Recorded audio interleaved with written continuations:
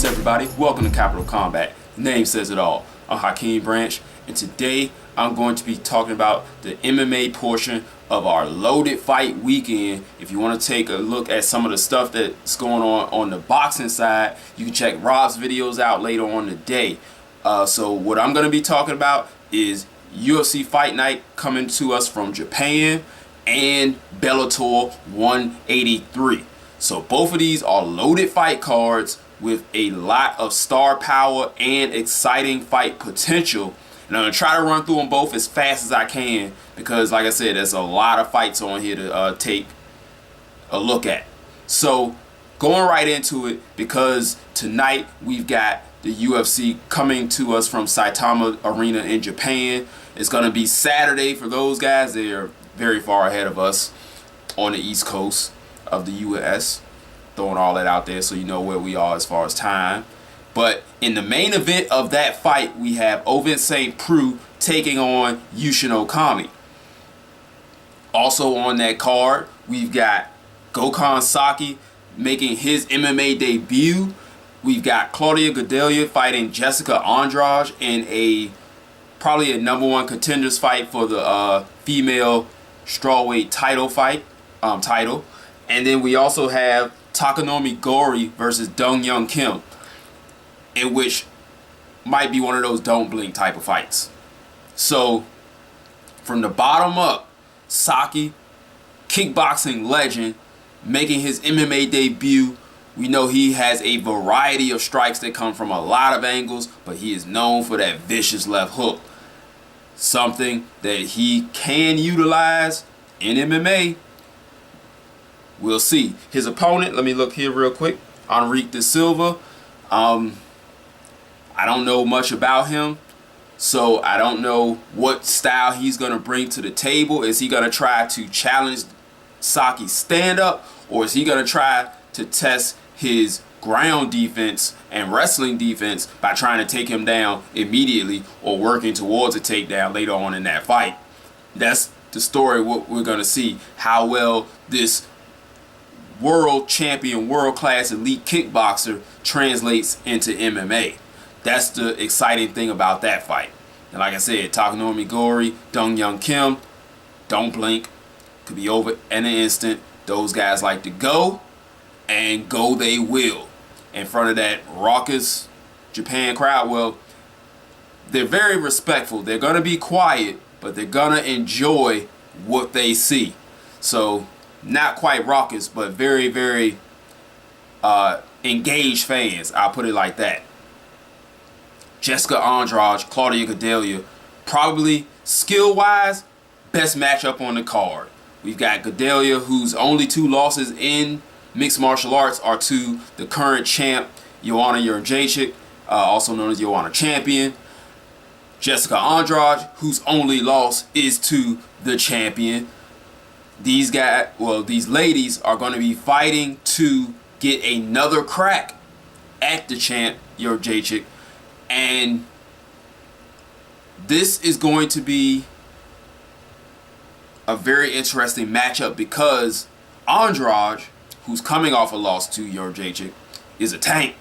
She will come forward. She throws heavy punches. She is a elite level grappler.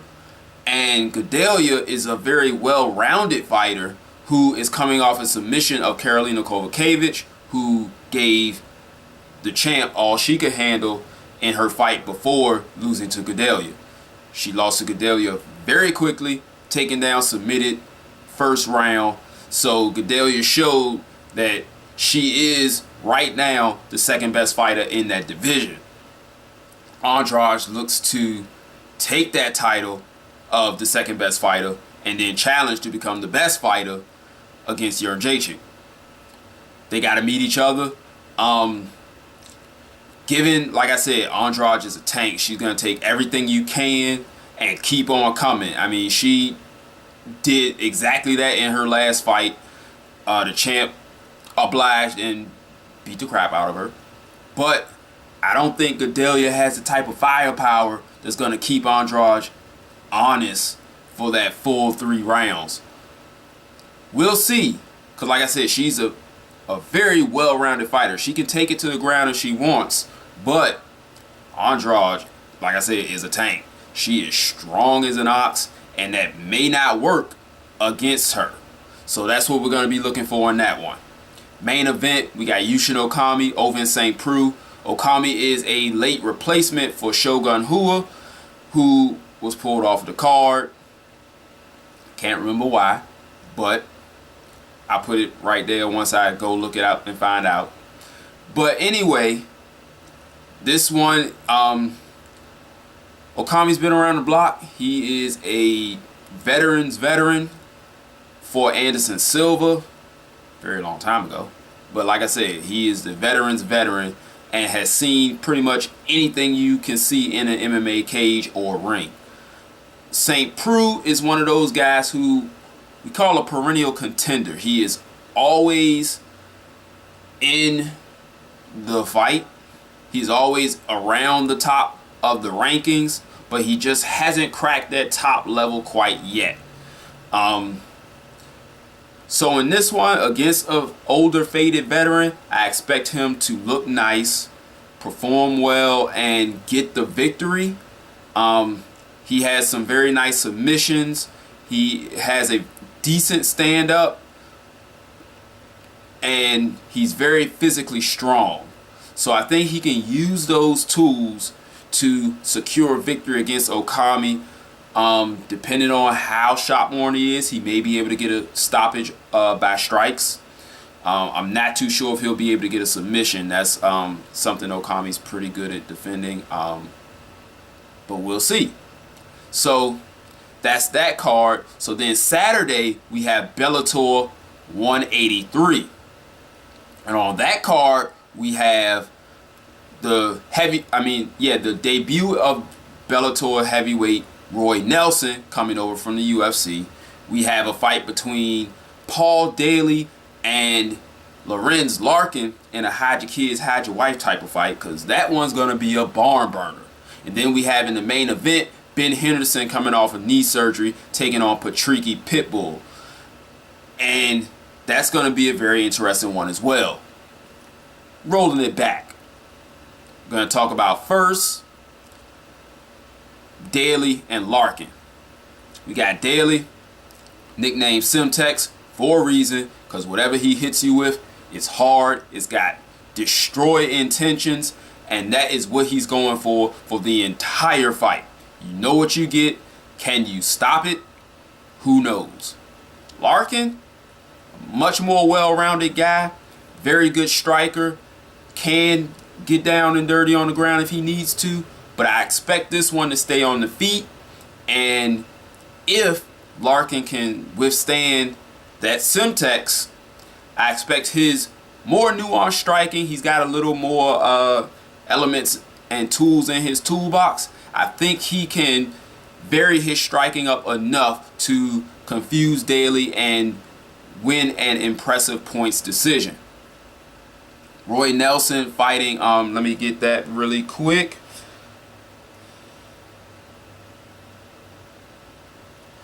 The guy he's fighting just came off a 16-second knockout. I want to say his name is Javier Aguilera, but once this computer loads, I'll get that name completely. We all know who Roy Nelson is. He's a stalwart of the MMA community, tough veteran, knockout power in both hands. He's also a very good submission grappler, which he hasn't had to use a lot since being in mixed martial arts, well, at the top level in the UFC, but he still has it. And like I say, he's going against someone who's heavy-handed, who's got 9 stoppages and 10 wins, even though I think 4 of those are by submission. That's still a stoppage. Couldn't continue. So he's got a very dangerous, young, hungry opponent in front of him. So let's see if that debut goes well.